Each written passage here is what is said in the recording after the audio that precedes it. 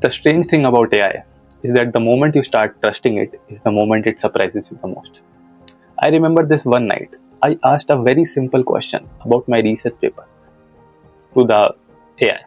It gave me an answer that sounded so flawless that I thought I was listening to a scientist talk about his research. But the problem is that the experiment it described, it never existed. So I was thinking, and at that moment, like you realize how many times that the AI has given me an answer that never existed. And most people outside research never see this side of AI. When models make mistake, they don't hesitate. They are not unsure. They give you the answer that they are trained for it. Like they create an entire scenario out of thin air.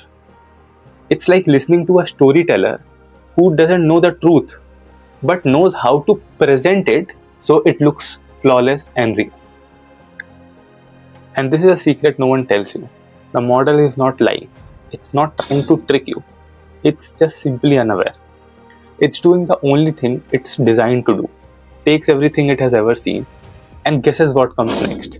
It doesn't go back and look for PDF, look for books that where can I find the answer of it. It recognizes pattern.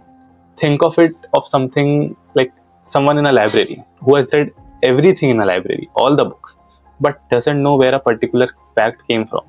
So if you ask them anything, they stitch the most convincing answer that there is from their memory or their pattern.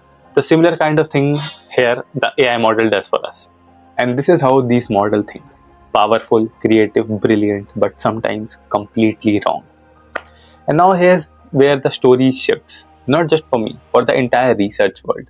Because we have had enough of hallucination.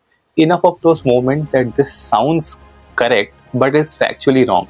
And what we actually want to do and ask the real question. We want the creativity of the AI. We want the AI to solve the real world problem. But we want it to do factually. We want it to give the correct fact. Keep its imagination, but we want a factual check with it. So this is where RAG comes in. RAG is Retrieval-Augmented Generation. And brilliant. But when they get structure and clarity, they do really great. So this is RAG. So let's understand how RAG works. So RAG is basically, think of it RAG as like a AI, but you give him a folder before you ask him a question. And the folder has all the questions, all the information and all the numbers related to the question that you'll ask. So before RAG before RAG gives you an answer, it goes to the folder and it looks into the folder, turns pages and retrieves the best answer that there is.